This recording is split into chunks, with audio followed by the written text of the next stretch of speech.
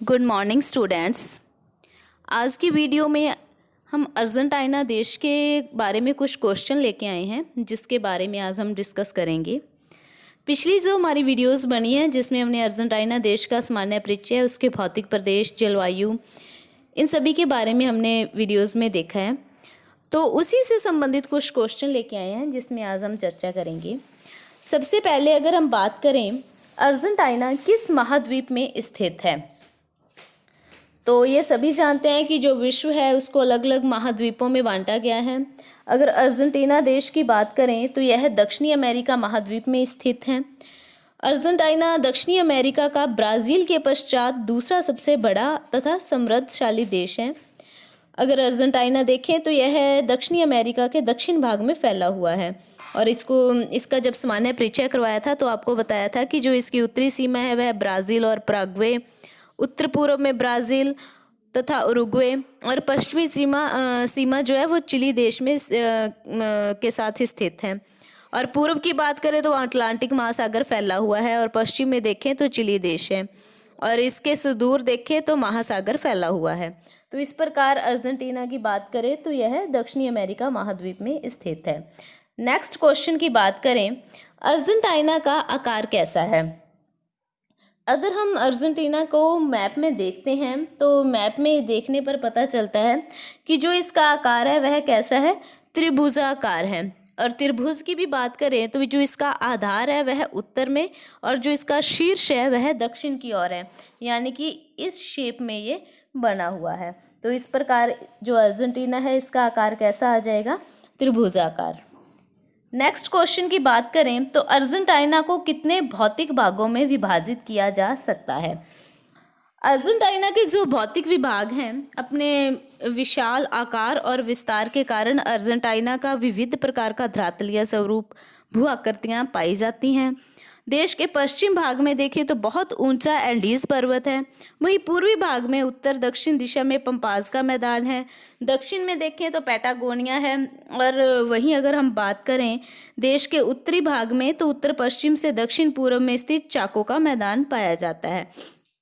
तो इस प्रकार इसकी भवाकृतियाँ अलग अलग पाई जाती हैं और इन्हीं आकृतियों के आधार पर क्या है, अर्जेंटीना को 4 भौतिक भागों में विभाजित किया जाता है।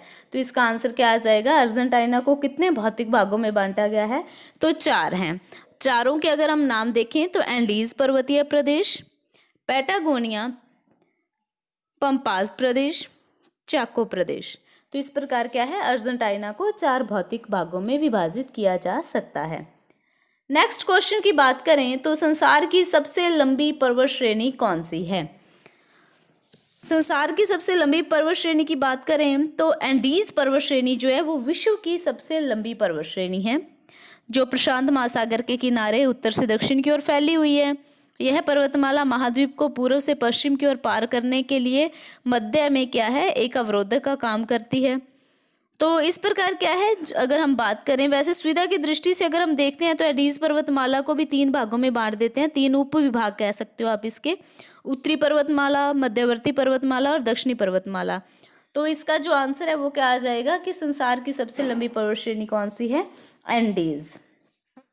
नेक्स्ट बात करें एंडीज पर्वतमाला की सबसे ऊंची चोटी कौन सी है। एंडीज पर्वतमाला जो है अर्जेंटीना में एंडीज पर्वत की बात करें तो इसमें अनेक श्रेणियां ऐसी हैं जो 6000 मीटर से अधिक ऊंची हैं। अगर पर्वतमाला की सबसे ऊंची चोटी की बात करें तो वो है अकाकागुआ। ये जो अकाकागुआ है जो चिली और अर्जेंटीना की सीमा पर स्थित है। अगर इसकी समुद्र तल से ऊंचाई की बात करें तो 6960 मीटर है।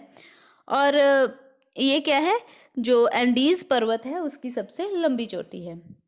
नेक्स्ट क्वेश्चन की बात करें, चाको प्रदेश के कितने उप विभाग हैं। चाको प्रदेश जो अर्जेंटीना के हमने अभी बात की थी 4 भौतिक भागों में बांटा गया है। तो उसमें जो चाको है वो क्या है, ग्रांड चाको का मैदान दक्षिणी अमेरिका के दक्षिणी मध्यवर्ती भाग में स्थित है।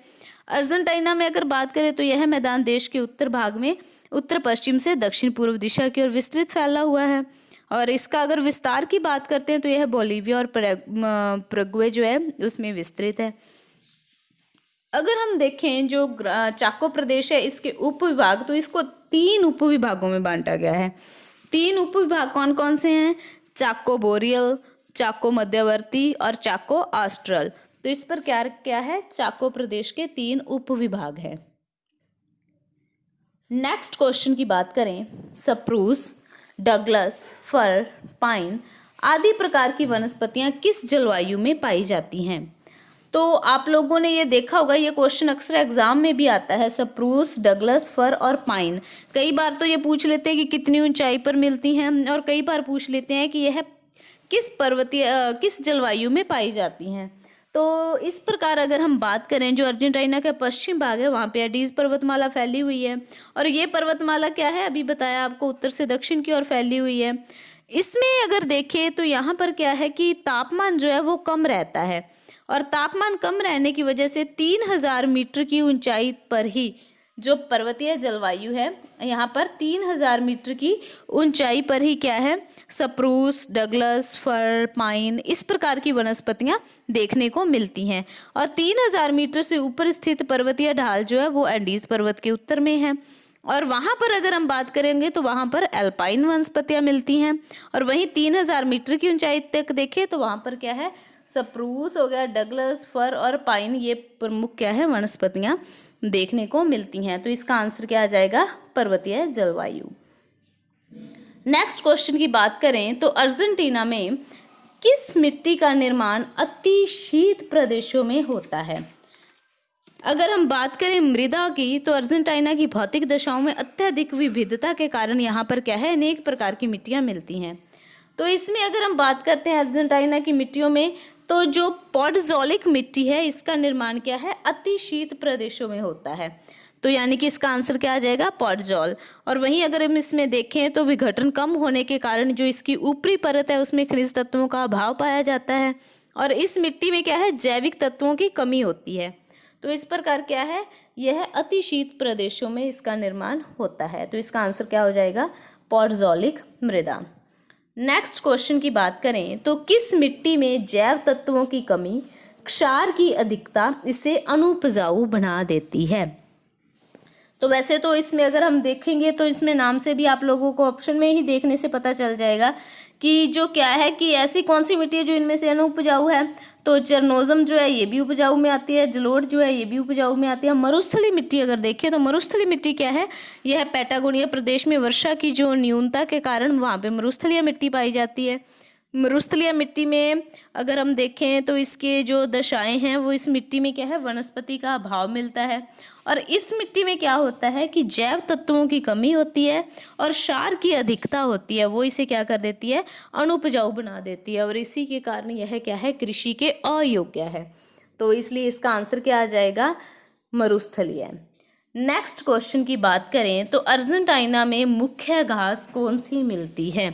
अर्जेंटीना में अगर हम घास की बात करें तो यहाँ पे घास क्या है, पंपास घास के मैदान मिलते हैं। ये बहुत ही इम्पोर्टेंट क्वेश्चन है, अक्सर ये एग्जाम में भी पुट हुआ है कि वैसे आपको ये वीडियोस में भी बताया गया है, जब इसमें हमने जलवायु के बारे में बताया था, इसके अलग अलग जो जलवायु है विश्व में, तो उसमें भी आपको बताया था कि क्या है, जो अगर हम अमेरिका महाद्वीप, उत्तरी अमेरिका और दक्षिणी अमेरिका महाद्वीप की बात करते हैं, तो जो उत्तरी अमेरिका महाद्वीप है यहाँ पर तो क्या है, प्रेरीज घास के मैदान जो है वो मुख्य रूप से फेमस है। और वहीं अगर हम दक्षिणी अमेरिका की बात करते हैं तो दक्षिणी अमेरिका में क्या है, पंपास घास जो है इसके मैदान मुख्य रूप से मिलते हैं। तो पंपास घास जो है वो अर्जेंटीना में मुख्य रूप से मिलती है। तो इस प्रकार इसका आंसर क्या हो जाएगा, जो अर्जेंटीना में मुख्य घास मिलती है वह कौन सी है, पंपास घास है। तो ये कुछ क्वेश्चन ऐसे थे जो क्या है, अर्जेंटीना से संबंधित थे। तो आई होप कि आपको इन क्वेश्चन के आंसर के बारे में समझ आ गया होगा। Thank you.